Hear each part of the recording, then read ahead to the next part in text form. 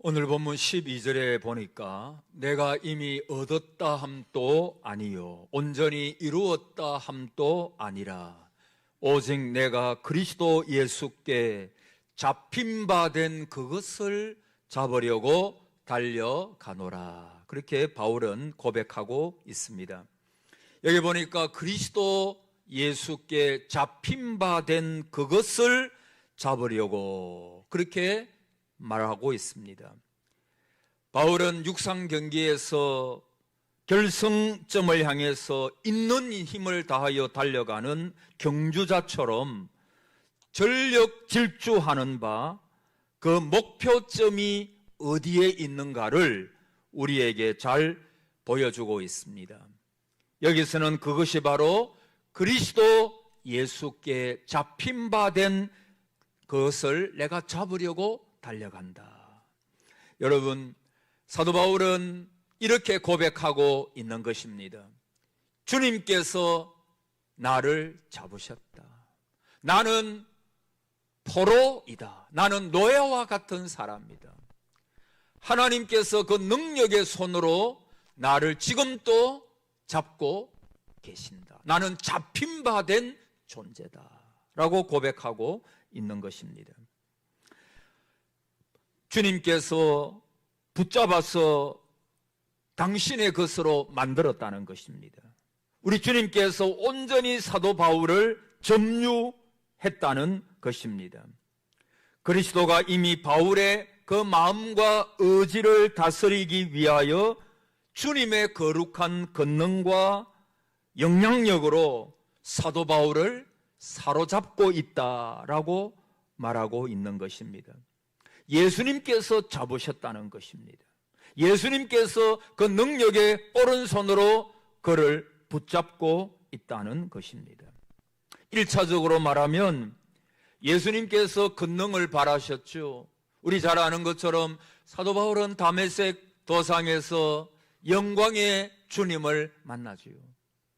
그가 예수 믿는 사람을 잡아 죽이려고 가고 있는 그 도상에서 부활하신 그 주님의 음성을 듣게 됩니다.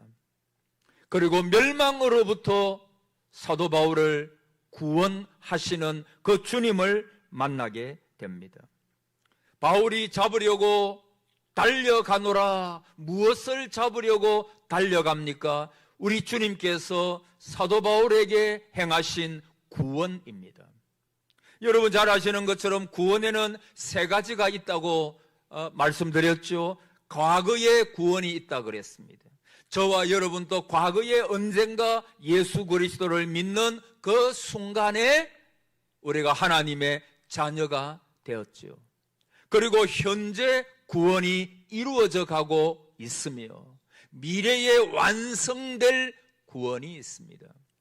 그것은 저와 여러분 개인적인 종말, 우리가 죽어 하나님의 나라에 가면 완전한 구원이 이루어질 것이고, 또 어쩌면 우리 주님께서 저와 여러분이 이 땅 위에 살아있을 동안에 주님께서 영광 가운데 재림하신다면 우리는 그 예수님의 재림의 순간에 완전한 구원의 완성을 보게 될 것입니다. 그러니까 사도 바울은 내가 붙잡혔는데 예수님께서 나를 붙잡은 그거, 내가 그것을 향하여 달려가는데 그것이 1차적으로는 나의 구원의 완성을 위하여 두렵고 떨림으로 나는 표대를 향하여 구원의 완성을 향하여 달려가노라. 그런 뜻이 있습니다. 그리고 두 번째로는 이와 더불어 그의 목표점이 뭐냐 하면 자기를 구원하신 목적, 그것은 사명이 있기 때문이지요. 사도 바울에게 하나님께서 주신 사명이 뭐죠? 이방인을 위하여 택한 나의 그릇이라. 사도 바울은 복음의 생애를 살아야 했습니다. 왜냐하면 주님께서 그를 핀셋으로 딱 집어가지고 왜 그를 집어냈느냐? 왜 그를 구원했느냐? 이방인에게 나아가서 복음을 전하는 사도로 삼으시기 위하여 그는 하나님의 택하심을 받았던 것입니다. 그래서 두 가지입니다. 첫째는 내가 잡힌 바 된 그것을 잡으려고 구원의 완성을 향하여 나는 달려간다. 여러분, 오늘 저와 여러분도 사실은 구원의 도상에 있습니다. 아니, 전에 이미 저와 여러분은 예수를 믿어 구원받은 존재가 되었습니다. 그러나 아직까지는 완성이 된 게 아니지요. 우리는 지금 저 천성을 향하여, 구원의 완성을 향하여 달려가고 있습니다. 오늘도 우리의 구원은 이루어져 가고 있으며 언젠가 어떤 미래에 우리 주님께서 우리에게 완전한 구원을 이루어 주실 것입니다. 우리가 천국에 가게 될 것입니다. 거기서 영생 복락을 누리게 될 것입니다. 그리고 두 번째, 사도 바울은 잡힌 바 된 존재, 무엇 때문에 주님께 잡힌 바 된 존재가 되었다고요? 사명이 있습니다. 이방인에게 가서 복음을 전하라고 하는 그러한 사명이 사도 바울에게 있는 것입니다. 여러분, 이것이 사도 바울의 존재의식입니다. 내가 예수 그리스도께 잡힌 바 되었다. 자신은 예수님께 포로된 존재라고 고백합니다. 나는 그분의 노예입니다.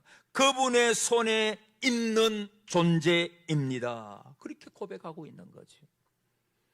사실 바울은 그 나름대로 생을 살아보고자 열심히 노력했던 사람이었지요. 그런 그가 다메섹 도상에서 예수님을 뵙고 나서는 즉시 예수님의 포로가 되었습니다. 예수님의 완전한 포로가 되는 그 순간에 그의 생이 180도 바뀌게 됩니다.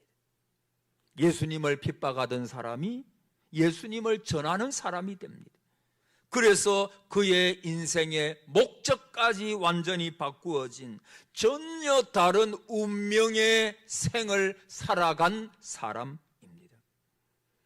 바울은 갈라디아 1장에 보면 스스로 이렇게 밝히고 있죠. 내 어머니의 태로부터 나를 택정하사. 한번 여러분 따라해 보세요. 내 어머니의 태로부터, 그 다음에 뭐 하사? 택정하사. 선택했다는 말입니다.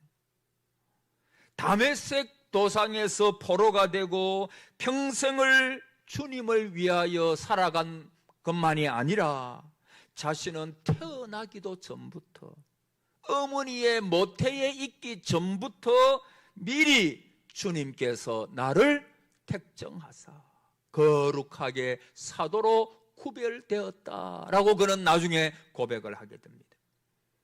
뿐만 아니라 고린도전서 7장 23절에 보면 값으로 사신 것이 되었다.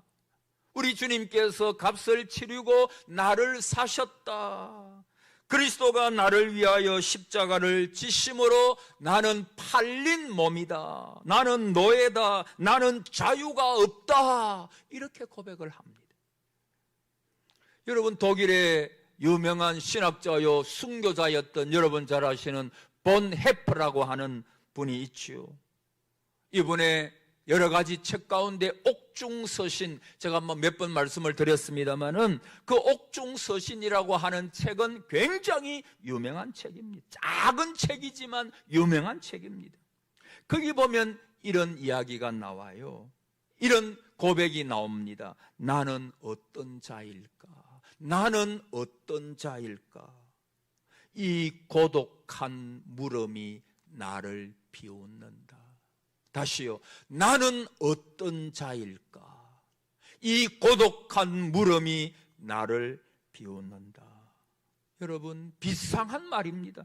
저는 이 고백을 저의 고백으로 똑같이 고백하고 있습니다. 내가 어떤 자일까? 이 말은 하나님, 나를 당신께서 아십니다. 다시 말하면 나는 당신의 것입니다. 내가 어떤 자일까를 물어볼 필요가 없다는 것입니다. 저나 여러분이나 내가 어떤 자일까, 나는 무엇을 위하여 사는가 물어볼 필요가 없다는 것입니다. 나는 당신의 것입니다. 나는 당신의 손 아래에 있는 사람입니다. 그러므로 내가 어떤 자일까라고 묻는 그 자체가 웃음거리라고 하는 것입니다. 너무나 확실하니까.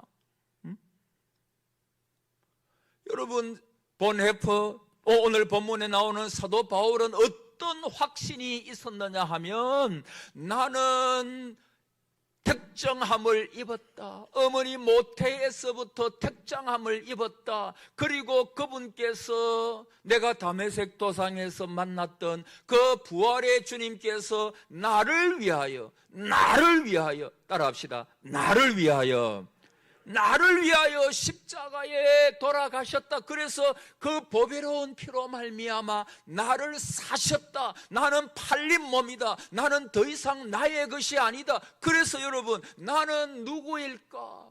물을 필요가 없다는 거예요. 나는 하나님에게 포로된 존재. 나는 더 이상 내가 아닙니다. 내 안에 사는 것이 내가 아니요, 그리스도께서 사신 것이라. 할렐루야. 여러분, 이게 우리 성도님들의 정체의식이요 존재의식입니다. 너무나 확실하니까. 그래서 옛날에 이 예화를 제가 한번 들었죠. 그 유명한 소천하신 빌리 그레햄 목사님이 계셨죠. 이 빌리 그레햄 목사님께서 어느 곳에서 부흥회를 하셨습니다. 부흥회 다 끝나고 나서 숙소에 돌아오셨을 때 점잖은 손님 한 분이, 그 부흥회에 참석하셨던 손님 한 분이 찾아오셔가지고 중요한 질문을 했다 그랬지요. 그는 이렇게 목사님에게 질문을 했습니다. 오늘 목사님께서는 장차 올 미래에 대해서 말씀하셨습니다. 주님의 재림과 심판에 대하여 소상하게 말씀하셨습니다.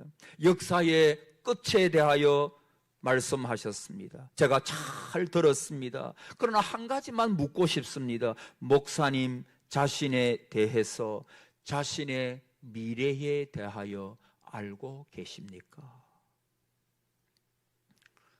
목사님은 빙그레 웃으시면서 대답하시기를, 제 자신의 미래는 전혀 모릅니다. 그러나 한 가지 확실하게 아는 것은 나의 미래를 누군가가 확실하게 붙들고 있다는 것입니다.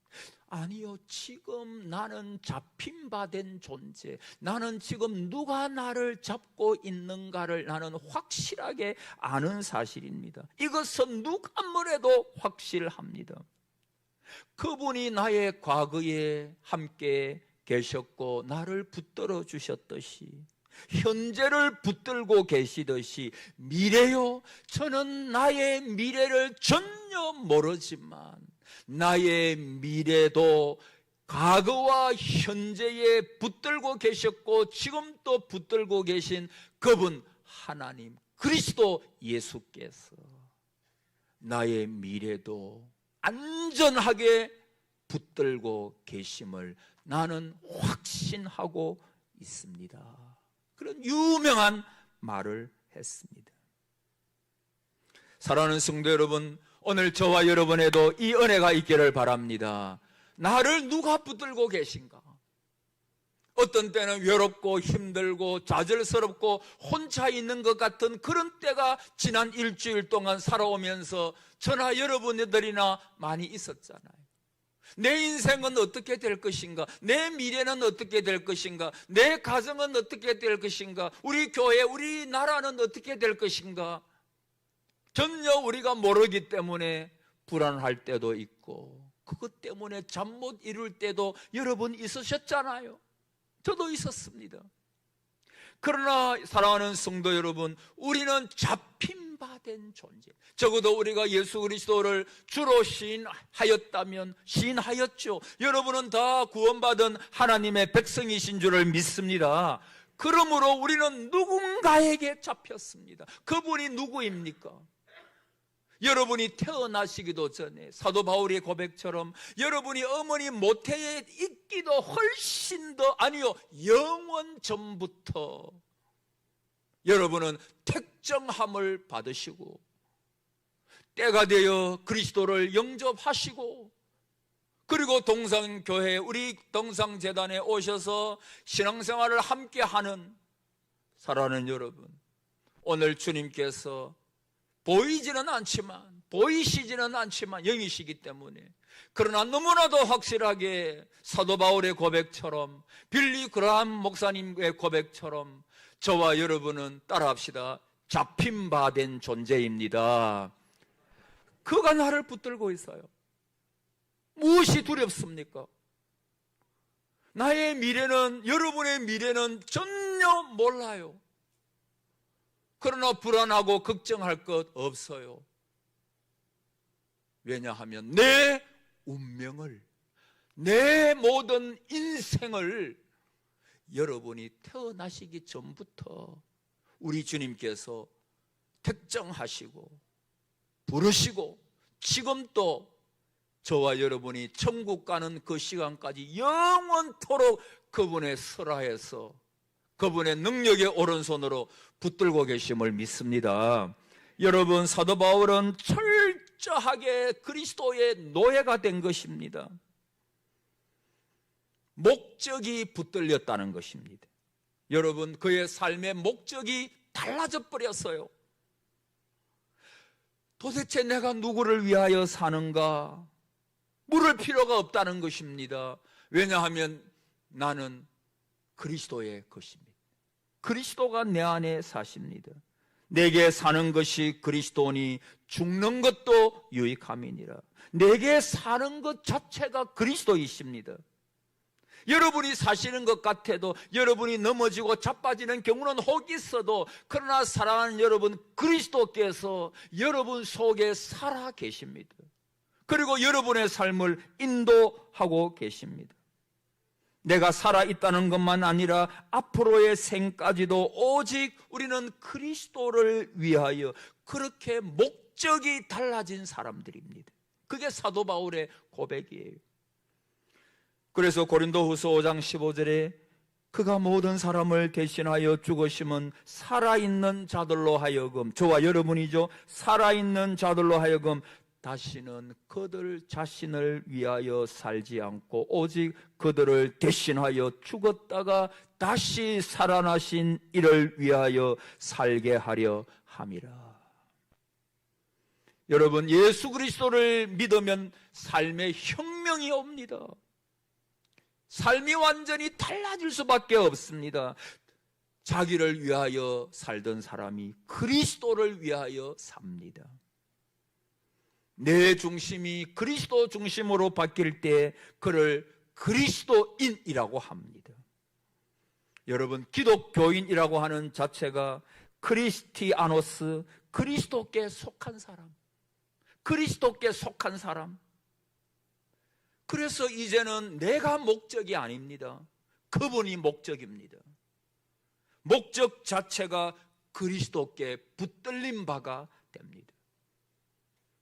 여러분, 오늘 11월 마지막 주일이잖아요. 이제 다음 주가 12월 첫 주고 한 달만 지나면 이 한 해도 다 지나갑니다. 저는 이 설교를 준비하면서 우리 교회를 섬기고 있는 성도 여러분 한 분 한 분을 구역을 보면서 생각해 보았습니다. 정말 한 분 한 분이 귀합니다. 그리고 각자 맡은 그곳에서 열심히 헌신하고 봉사하시는 것을 봅니다. 사실 봉사를 잘 하시지는 못해도 예배 드리는 자체가 하나님을 섬기는 것이고 봉사하는 것입니다. 그런데 유독 어떤 분은 보면 정말 주를 위하여, 교회를 위하여, 여러분을 위하여 섬기는 분들이 계세요. 저는 생각해 봐, 그분들이 왜 그렇게 섬기실까? 돈을 주는 것도 아닌데, 돈 내면서 헌금하면서 왜 그렇게 열심으로 섬기실까? 삶의 목적이 바뀌었거든요. 나는 나의 것이 아니거든. 나는 그리스도의 것. 내 안에 그리스도께서 사신 것이라. 그리스도가 내 안에 사시니까 교회를 바라보는 관점이 달라져 버리고, 사랑하는 성도님들을 바라보는 그 관점이 달라져 버리는 거예요. 얼마나 한 분 한 분이 귀하고 교회가 귀하고 하나님의 일이 귀한가를 그분들은 깨닫는 거예요. 작은 날의 일이라고 멸시할 자가 누구냐? 제가 늘 강조하죠. 하나님의 일에 작은 일이 있습니까? 오병이어를 가지고도 놀랍도록 역사하시는 하나님이신데,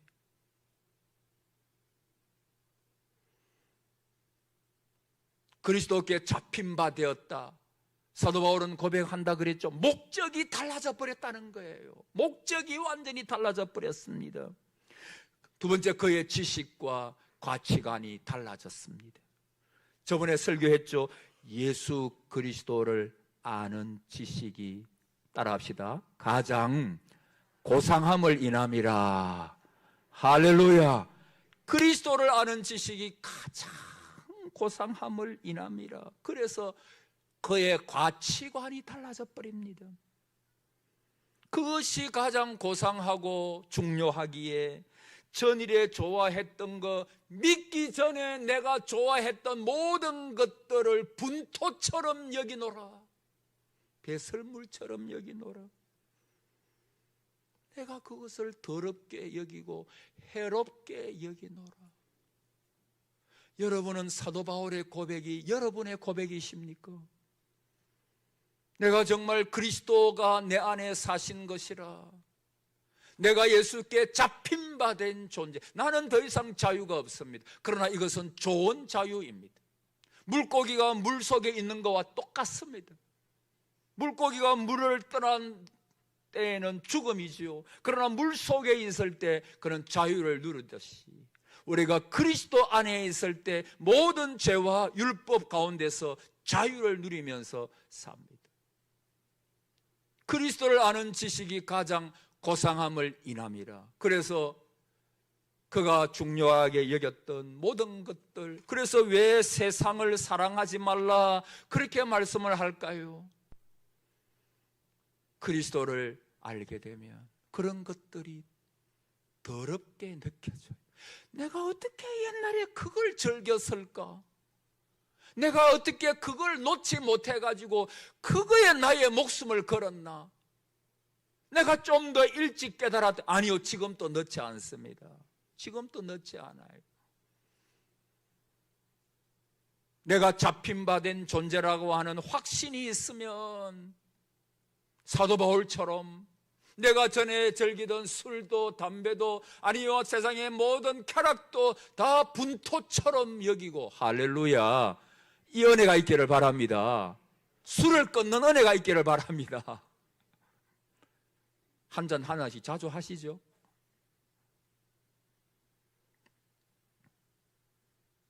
그리스도를 아는 지식이 너무 행복하니까 그런 것들이 재미가 없어요. 저는 그런 분들을 너무나 많이 만납니다. 내가 잡힌 바 된 존재, 내 운명이 바뀌었습니다. 따라합시다. 내 운명이 바뀌었습니다. 여러분, 운명이 바뀐 거예요. 10절에 내가 그리스도와 그 부활의 권능과 그 고난의 참여함을 알고자 하여 그의 죽으심을 본받아, 그의 죽으심을 본받아. 11절에 어떻게 해서든지 죽은 자 가운데서 부활에 이르러 하노니. 거기 보니까 고난에 참여하고자 하여. 여러분, 예수 믿어가지고 잘 살고 복받고 오래 살고 아니에요. 물론 그런 복도 하나님께서 주십니다마는, 그러나 그것만을 추구한다면 그는 참 그리스도인이 아니에요. 그리스도인은 그리스도와 함께 기뻐하고 그리스도를 본받되 그리스도와 함께 고난받기를, 그리스도와 함께 여러분 영광을 얻으려고 하면 고난이 있는 거예요. 십자가가 있고 영광이 있는 거예요. 예수님도 십자가에 달려 죽으시고 고난받으시고 모든 무릎이 그 예수님의 발 앞에 무릎 앞에 무릎 꿇는 그런 역사가 있었죠. 여러분, 존경받는 사람들 보십시오. 뭐 세상 사람 이야기할 것 없고 우리 신앙의 인물들을 한번 살펴보십시오. 정말 고생 많이 한 분들입니다. 정말 정말 밑바닥까지 떨어지고 소생할 수 있는 희망이 없었던 사람. 여러분 다니엘 기도회라고 여러분 많이 들으시잖아요. 간증들 많이 들으시잖아요. 거기에 참여하는 분들 보면 진짜 그게 여러분 그 사람들 생각하고 내 입장에서 그런 상황에 있었다고 생각해 보면요, 어떻게 그 가운데 절망 중에 절망, 절대 절망 가운데 있었던 사람 아닙니까? 그렇게 고생하고 그러나 그 고생이 고생으로 끝나지 않는 것은 그때 주님을 바라보는 거예요. 그때 주님을 만난 거예요. 그리고 일어나는 거예요. 하나님께서 은혜를 베푸셔서 다시 일어날 수 있도록, 여러분 요한계시록에 보면은 하늘나라 영광이 많이 언급되어 있는데 진짜 면류관 받고 높아진 사람들은 누굽니까? 그리스도를 위하여 고생을 진짜 많이 한 사람들입니다. 그 중에 한 사람들이 순교자들 아닙니까? 순교자들.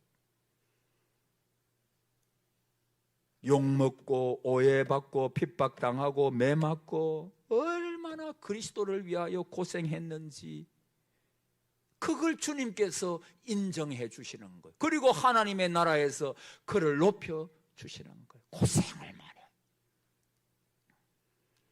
그 고난에 참여함을 알고자 하여. 이것이 사도 바울의 고백입니다. 나는 이제 운명이 바뀐 사람이다. 나는 편안만 추구하는 사람이 아니다. 나는 그리스도와 함께 고난에 참여하는 자, 그 고난을 통해서 하나님의 영광을 보는 자로 나는 내 운명이 바뀐 자다. 내가 이 땅 위에서 모든 것을 다 받지는 못할지라도 내가 죽어서 가는 저 천국에서 하나님께서 예비하신 놀라운 면류관을 내가 받아 누릴 것이다. 이것이 사도 바울이 말하는 나는 잡힌바된 존재. 그래서 그는 복음을 위하여 평생을 우리가 부끄럽게 느낄 정도로 그렇게 고난을 받다가 마지막에는 참수가 되어서 순교하는. 그러나 저 동력에 해가 떠오르며 아침이 밝아오듯 하나님의 나라에 갔을 때 놀라운 면류관, 하나님이 주시는 놀라운 상급을 받을 것을 바라보면서 사는 운명이 바뀐 존재. 내가 그리스도께 잡힌 바 되었다.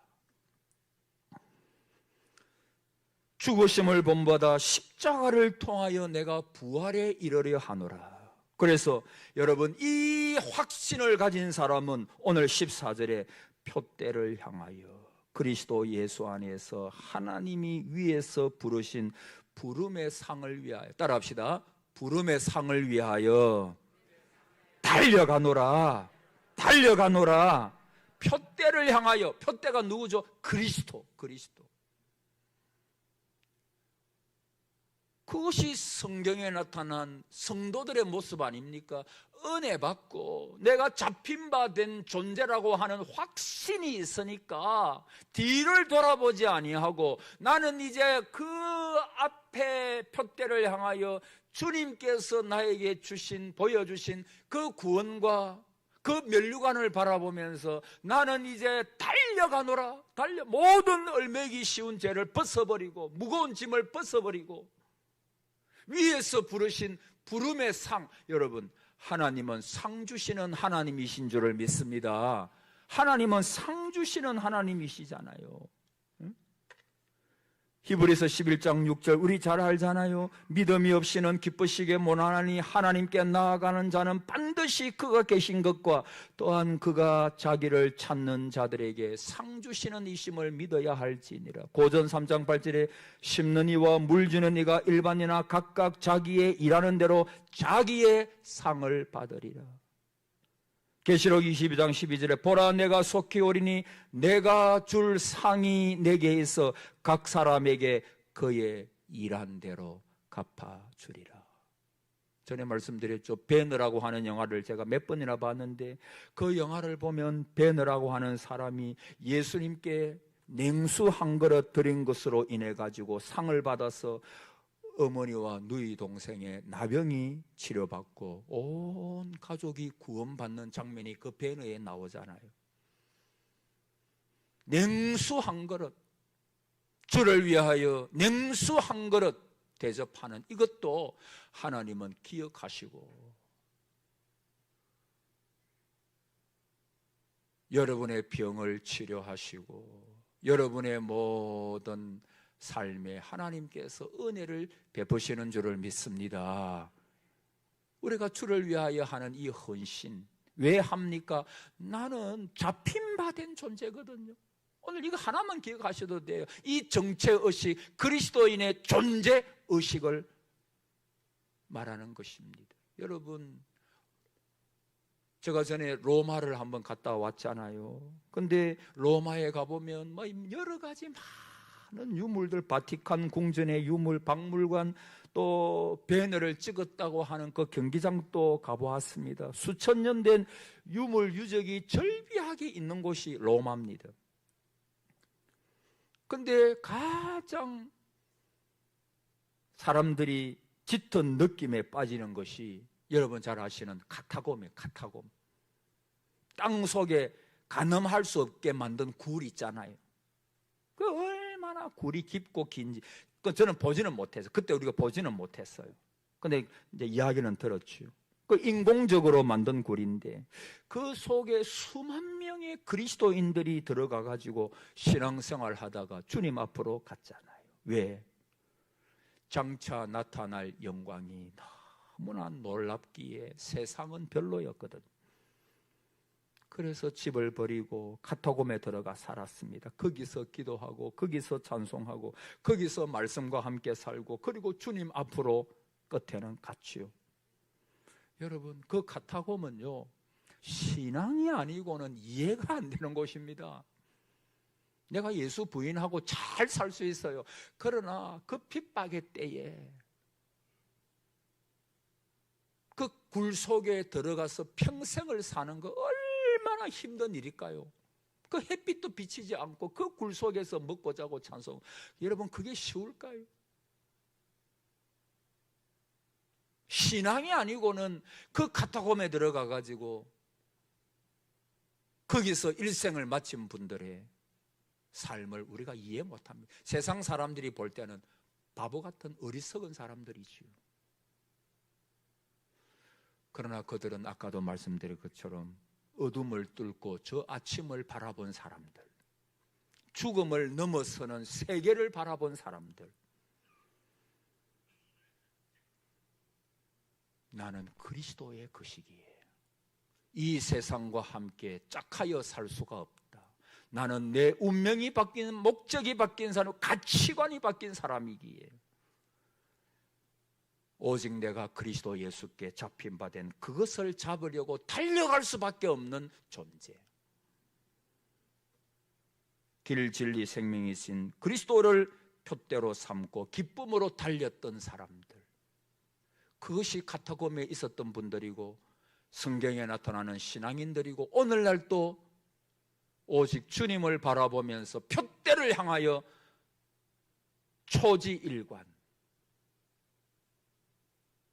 따라하고 마칩니다. 초지일관. 여러분 그 은혜가 있기를 바랍니다. 뒤돌아서지 않겠네. 뒤돌아서지 마세요. 건강해도 병들어도 잘 살아도 못 살아도 가난해도 어떤 상황에 있어도 나는 어떤 존재라고요? 그분이 나를 잡고 있어요. 그분이 나를 잡고 있어요. 다시요, 나는 잡힌 바 된 존재, 그분의 소유, 나는 그분의 포로된 자. 여러분, 포로는 비참하죠. 그러나 그리스도의 노예, 그리스도의 포로는 행복한 것입니다. 그리스도께 있을 때 가장 행복한 사람이 되는 것입니다. 표대를 향하여 달려가노라. 여러분, 자꾸 곁눈질 하지 마세요. 우리는 운명이 결정된 존재들이니까요. 나는 하나님께서 나를 사신 존재, 나는 내 모든 운명과 내 모든 삶이 이제는 그분의 것입니다. 이제는 그분을 향하여 더욱 힘차게 달려나가는 그 길이 행복의 길이요 축복된 길인 줄을 믿습니다. 이 길을 끝까지 달립시다. 중간에 포기하지 맙시다. 어렵고 힘들어도 달려나갑시다. 그리스도의 영광의 날이 오고 있습니다. 곧 올 것입니다. 그 영광에 참여하는 우리 모든 동상의 가족들이 다 되시기를 주님의 이름으로 축복합니다. 아멘.